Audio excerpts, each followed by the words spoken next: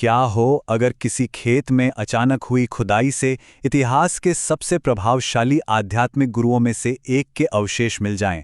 आज हम पिपराहवा के इसी गहरे रहस्य की परतों को खोलने वाले हैं। ये कहानी है एक ऐसी पुरातात्विक खोज की जो हमारी आज की दुनिया को सीधे गौतम बुद्ध से जुड़ती है। एक ऐसा राज जो 4400 साल से भी ज्यादा सालों तक जमीन के नीचे दफन रहा। तो हमारी कहानी किसी प्राचीन ग्रंथ में नहीं, बल्कि 1897 में ब्रिटिश भारत के धूल भरे मैदानों में शुरू होती है। एक अंग्रेज जमींदार विलियम पेपे को इस बात का जरा भी अंदाजा नहीं था कि उसकी अपनी जमीन पर मौजूद एक साधारण सा टीला अपने अंदर एक असाधारण रहस्य छिपाए हुए है। जरा सोचिए इस समय के फासले के बारे में। बुद्ध का महापरिनिर्वाण होता है, उनकी अस्थियों को बांटा जाता है और फिर लगभग 2500 साल गुजर जाते हैं।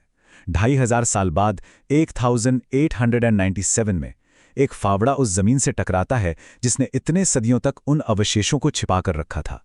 यह वाकई में अविश्वसनीय है। तो उस दौर में हो रही दूसरी पुरातात्विक खोजों से प्रेरित होकर पेपे ने ठान लिया कि वो इस टीले का राज जानकर रहेंगे।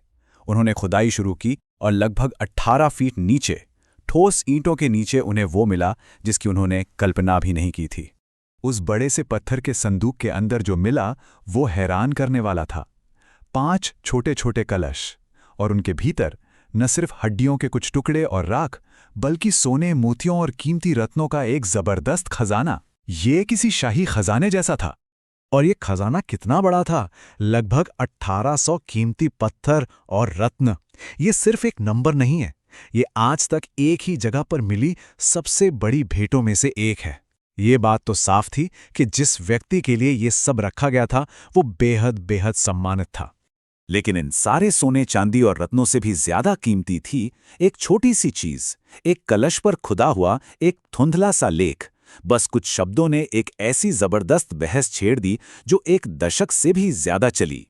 तो ज्यादातर विद्वानों ने जब उस लेख को पढ़ा तो उनका कहना था कि ये अवशेष खुद बुद्ध के हैं।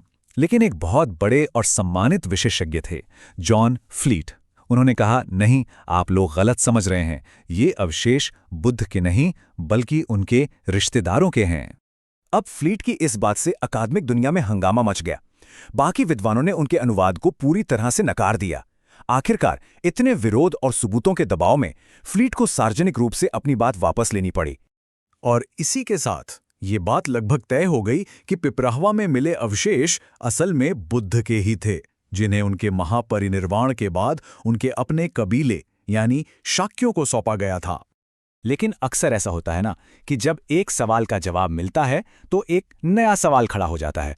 पहचान की पहेली तो सुलझ गई, लेकिन अब विद्वानों के सामने एक और मुश्किल पहेली आ गई थी, और ये थी समय की पहेली। देखिए, यहां एक बहुत बड़ी गड़बड़ थी। इतिहास के हिसाब से बुद्ध का महापरिनिर्वाण हुआ था 480 ईसा पूर्व के आसपास, लेकिन कलश पर जो लिखावट थी उसकी शैली 250 ईसा पूर्व के दौर की थी। मतलब पूरे 230 साल का फर्क। ये कैसे हो सकता था? इस सवाल का जवाब अगले 70 सालों तक किसी के पास नहीं था। फिर कहानी आगे बढ़ती है 1970 के दशक में। एक भारतीय पुरातत्वविद के.एम. श्रीवास्तव इस जगह पर वापस आए। उन्हें यकीन था कि पेपे ने तो सिर्फ सतह को ही खुरचा है। उन्हें शक था कि ये जो स्तूप है यानी अवशेषों वाला टीला, वो कई अलग अलग दौर में बना है। और उनकी खुदाई ने इस पूरी गुत्थी को सुलझा दिया। उन्होंने पाया कि सबसे पहला स्तूप जो बुद्ध की मृत्यु के ठीक बाद शाक्यों ने बनाया था वो छोटा सा था। फिर सदियों बाद सम्राट अशोक ने उसे और बड़ा बनवाया, और तभी पेपे को मिले कलश उसमें रखे गए, और उसके भी बाद कुषाण काल में इसे और भी बड़ा कर दिया गया।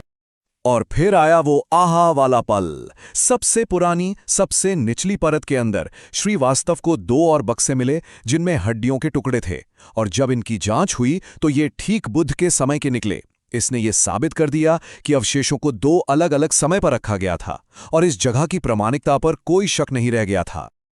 लेकिन श्रीवास्तव की खोजें यहीं नहीं रुकीं। उन्हें एक और सुराग मिला जो एक और भी बड़े रहस्य की तरफ इशारा कर रहा था। एक खोए हुए शहर का रहस्य। खुदाई में उनकी टीम को मिट्टी की कुछ मोहरें मिली और उस पर साफ साफ लिखा था, कपिल वस्तु। इस एक शब्द ने सबको चौंका दिया। क्या इसका मतलब ये था कि पिपरावा हिस्सा के साम्राज्य की वो प्रसिद्ध राजधानी थी जहां बुद्ध ने अपना बचपन गुजारा था? ये सवाल आज भी इतिहासकारों और पुरातत्वविदों के बीच एक बड़ी बहस का मुद्दा है, क्योंकि आज के नेपाल में भी एक जगह है जो प्राचीन कपिलवस्तु होने का मजबूत दावा करती है। तो बुद्ध के जीवन की सच्ची कहानी को पूरी तरह से जानने की खोज आज भी जारी है। तो एक तरफ जहां विद्वान नक्शों और पुरानी किताबों पर बहस करते हैं, वहीं पिपराहवा से मिले उन पवित्र अवशेषों ने अपनी एक अलग ही यात्रा शुरू की। एक ऐसी यात्रा जो देशों और पीढ़ियों से परे थी। दुनिया भर के बौद्ध नेताओं के अनुरोध पर उस समय के ब्रिटिश सरकार ने ये अस्थि अवशेष तोहफे में दे दिए। थाईलैंड से लेकर श्रीलंका, म्यांमार से लेकर मंगोलिया तक इन छोटे छोटे टुकड़ों को पूरे एशिया में बांटा गया और ये लाखों लोगों के लिए श्रद्धा और आस्था का केंद्र बन गए।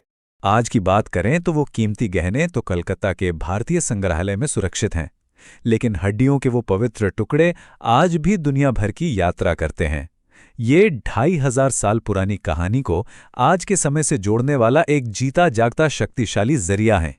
तो पिपराहवा की कहानी हमें दिखाती है कि कैसे कभी-कभी एक खेत में हुई एक आकस्मिक खोज सिर्फ सोना चांदी ही नहीं, बल्कि अतीत से एक ऐसा गहरा आध्यात्मिक कनेक्शन भी उजागर कर सकती है। और ये हमें इस सवाल के साथ छोड़ जाती है कि कैसे एक भौतिक वस्तु एक वैश्विक आस्था के इतिहास को आकार दे सकती है, जो आज भी दुनिया भर के करोड़ों लोगों को प्रेरणा देती है।